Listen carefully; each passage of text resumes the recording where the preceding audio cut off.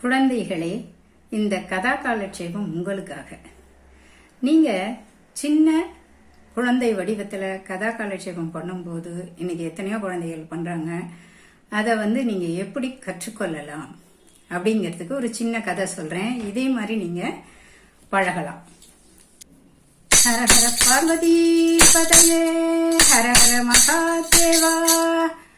இன்னைக்கு லோகத்துல பக்தியானது ரொம்ப ரொம்ப அதிகரிச்சுன்னு வருதுன்னு சொல்லலாம். எப்படி பக்தி அதிகரிச்சுன்னு வருதுன்னா, தைவள்ளி ஆடிவள்ளி எல்லாம் பாத்தீங்கன்னா கோவில்ல நிரம்பி வழியுது. ஏன் இப்ப சிவராத்திரி நடந்ததே பாருங்க, எல்லா இடத்துலயும் ராத்திரியிலேருந்து விடிய விடிய விடிய உட்காந்து அபிஷேகம் பாக்குறதும் அவ்வளவு மக்கள் கூட்டம், ஆன்மீகம். சரி, நம்ம குழந்தைகளாகி நாம எப்படி பக்தியை வளர்த்துக்கலாம் இப்ப சொல்ல போறேன் பாருங்க.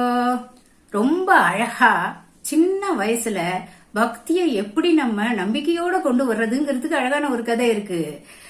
அதாவது நாராயணா நாராயணா நாராயணான்னு கருவிலேயே வயிற்றுல உட்கார்ந்து சொன்னானே அந்த நாராயண மந்திரம், அது யாரு தெரியுமா? உங்களை மாதிரி சின்ன குழந்தை பக்த பிரகலாதன் தான். தாயோ வயிற்றுல கருவா இருக்கும் போதே ரொம்ப அழகா நாராயண மந்திரத்தை அந்த நாரதர் சொல்ல வச்சார். ஏன்னா அசுரன்னா ஹிரண்யகசிபு, அவன் சொன்னா எங்க இருக்கா உன் நாராயணன் சொல்லு பார்க்கலாம், எங்க இருக்கா உன் நாராயணன் சொல்லு பார்க்கலான்னு குழந்தைய சொன்னான். நாராயண மந்திரத்தை சொல்லக்கூடாது நீ ஆர்டர் போட்டான்.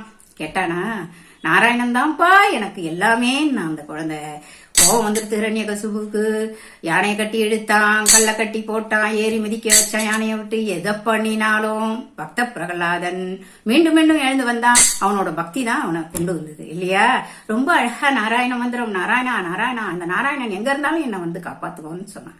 எங்க இருந்தாலும் காப்பாத்துவானா? எங்க இருக்கான் நாராயணன் காட்டு அப்படின்னா, தூணிலும் இருப்பான் துரும்பிலும் இருப்பான்னு சொன்னான். யார்? இந்த குழந்தை. துணில இருப்பான் துரும்புல இருப்பானா? எங்கடா இருப்பான் அடே அப்படின்னு இந்த அசுரன் ஹிரண்யகசிபு கத்த.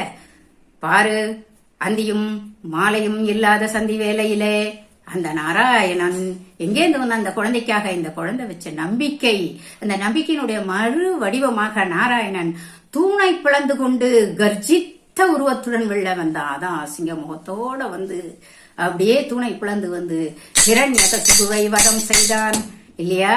அது யாரோட நம்பிக்கை? இந்த குழந்தையோட நம்பிக்கை. அதனால நாம எல்லாரும் குழந்தைகள் எல்லோரும் என்ன பண்ணணும் அப்படின்னா, சின்ன வயசுலயே பக்தியை வளர்த்துக்கணும். யாரை போல? பக்த பிரகலாதன் போல. மீண்டும் அடுத்த கதையில் சந்திக்கலாம்.